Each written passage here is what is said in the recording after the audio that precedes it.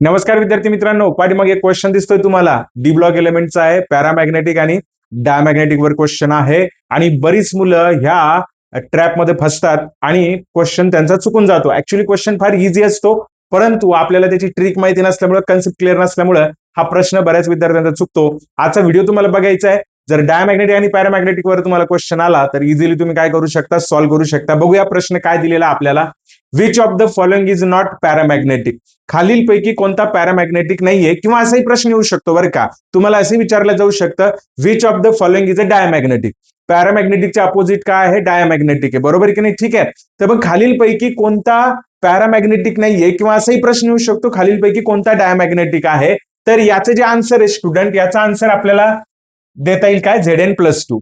पण आता पॅरामॅग्नेटिक आणि डायमॅग्नेटिक म्हणजे काय, पहिलं आपण कन्सेप्ट समजून घेऊ, म्हणजे तुमच्या लक्षात येईल की याचा आन्सर Zn+2 काय आहे, बरोबर की नाही. म्हणजे बघा, क्वेश्चन तर क्वेश्चनही होऊन जाईल आणि कन्सेप्ट क्लिअर होऊन जाईल तुमचा, जो तुम्हाला हेल्प करेल एक्झाम मध्ये. बघा काय दिलेलं आहे आपल्याला. ठीक आहे, पॅरामॅग्नेटिक म्हणजे काय आणि डायमॅग्नेटिक म्हणजे काय, शॉर्टली समजून घेऊ.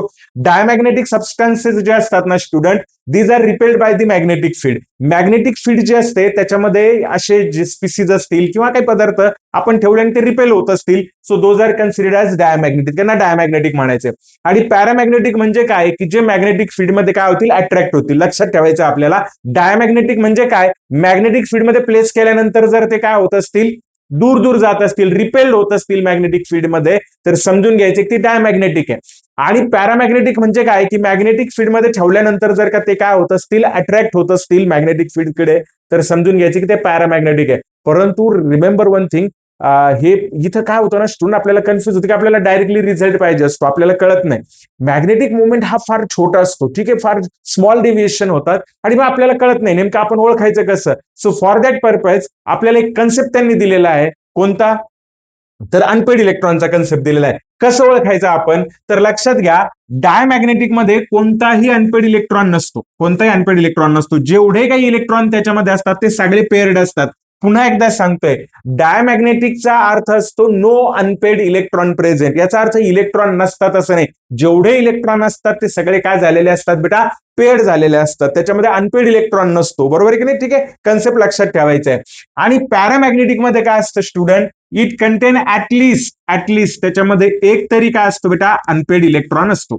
ठीक आहे, म्हणजे याचा अर्थ काय आहे, की तुम्हाला आता मॅग्नेटिक फील्ड प्लेस करून नाही ठरवायचंय, तर तुम्हाला काय करायचंय, जी स्पीसीज तुम्हाला दिलेली असेल ऑप्शन मध्ये, त्या स्पीसीजचं इलेक्ट्रॉनिक कन्फिगरेशन लिहायचंय. इलेक्ट्रॉनिक कन्फिगरेशन लिहिल्यानंतर तुम्हाला अनपेड इलेक्ट्रॉन शोधायचे.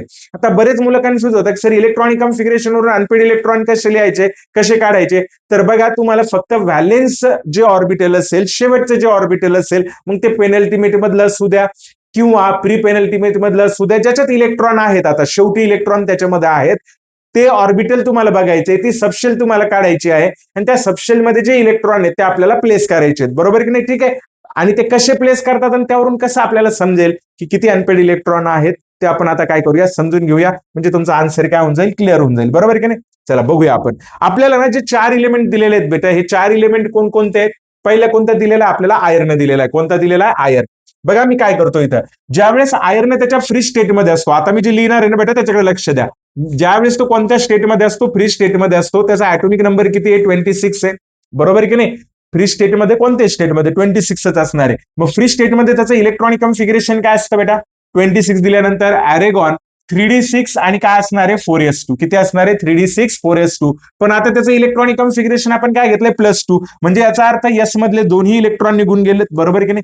यस मधले दोन्ही इलेक्ट्रॉन काय झालेत, निघून गेलेत. मग आपल्याकडे किती इलेक्ट्रॉन राहिलेत बेटा, 6. किती इलेक्ट्रॉन आहेत, 6 इलेक्ट्रॉन आहेत. आणि 6 इलेक्ट्रॉन हे आपल्याला 3D ऑर्बिटल मध्ये काय करायचे, फिलअप करायचे. 3D जी सबशेल आहे त्याच्यामध्ये 5 ऑर्बिटल असतात, आपल्याकडे 6 इलेक्ट्रॉन आहेत, ते आपल्याला हंट्स रूल प्रमाणे फिलअप करायचे आहेत. मग आपण काय करणार, अगोदरच पेअरिंग करणार की नाही, सगळ्या ऑर्बिटलमध्ये जेवढे इलेक्ट्रॉन आपल्याला 6, ते आपल्याला सिंगल अगोदर भरायचे आहेत. 1 2 3 4 5 आणि आता एक इलेक्ट्रॉन राहिलाय, तर त्याची काय करायची, पेअरिंग करायची. मग मला सांगा, नंबर ऑफ अनपेड इलेक्ट्रॉन इथे किती राहिलेत बेटा, 4. किती अनपेड इलेक्ट्रॉन आहेत, 4. मग 4 अनपेड इलेक्ट्रॉन असतील तर मी याला काय म्हणणार बेटा, पॅरामॅग्नेटिक म्हणणार. काय म्हणणार, पॅरामॅग्नेटिक. आता येऊ आपण Cu+2 कडे. Cu+2 चा ऍटॉमिक नंबर किती आहे बेटा, 29. अगोदर आपल्याला इलेक्ट्रॉनिक कन्फिगरेशन लिहिता आलं पाहिजे. मग त्याचा ऍटॉमिक नंबर 29 असेल तर आपण याचं इलेक्ट्रॉनिक एक्सेप्शनल इलेक्ट्रॉनिक कन्फिगरेशन लिहितो, किती लिहितो, 3D10 आणि काय घेतो 4s1 घेतो, बरोबर की नाही. पण आता तो कोणत्या स्टेटमध्ये बेटा, डाय पॉझिटिव्ह स्टेटमध्ये +2 म्हणजे किती इलेक्ट्रॉन दिलेत त्यांनी, 2 इलेक्ट्रॉन देऊन टाकलेत. मग 2 इलेक्ट्रॉन देऊन टाकले म्हणजे एस मधलाही गेला इलेक्ट्रॉन, बरोबर की नाही. इलेक्ट्रॉन कुठला गेला, एस मधलाही इलेक्ट्रॉन गेलाय आणि डी मधला सुद्धा इलेक्ट्रॉन काय झालाय त्याच्यातला निघून गेलाय, बरोबर की नाही. ठीक आहे, मग आता त्याच्याकडे किती इलेक्ट्रॉन राहिलेत, 9 इलेक्ट्रॉन. चला फिलअप करू आपण. 1 2 3 4 5 पेअरिंग करूया. 6 7 ओके, त्याच्यानंतर 8 9, बरोबर की नाही. आपल्याकडे 9 इलेक्ट्रॉन आहेत. किती अनपेड इलेक्ट्रॉन राहिलेत बेटा, एक. म्हणजे हा पण काय झालाय, पॅरामॅग्नेटिक झालाय, बरोबर की नाही. ठीक आहे, त्यानंतर आपल्याला निकेल +2 दिलाय, याचा ऍटॉमिक नंबर किती असतो, 28. 3D8 आणि 4s2 येतं. 2 इलेक्ट्रॉन निघून गेलेत +2 मध्ये, राहिले काय 3D8. मग आपण 3D काढणार इथं, बरोबर की नाही. 1 2 3 4 5 6 7 and 8. किती अनपेड इलेक्ट्रॉन राहिलेत बेटा, 2. म्हणजे आपण काय झालाय इथं, पॅरामॅग्नेटिक आपण कन्सिडर करू शकतो. आता एक शेवटचा ऑप्शन आहे आपल्याकडे, झिंक. झिंकचा ऍटॉमिक नंबर 30 असतो, त्याचं इलेक्ट्रॉनिक कॉन्फिगरेशन 3D10 4s2 असतं. पण 2 इलेक्ट्रॉन दिल्यामुळे काय झालंय की 3D10 आलाय, म्हणजे याच्या डी ऑर्बिटल मध्ये 10 इलेक्ट्रॉन आहेत. काय येणार आता, असं तर लिहू नये, परंतु 10 असल्यामुळे मी लिहू शकतो, बरोबर आहे की नाही. ठीक आहे, अनपेड इलेक्ट्रॉन किती आहेत बेटा, 0. म्हणजे याला काय म्हणणार मी, डायमॅग्नेटिक.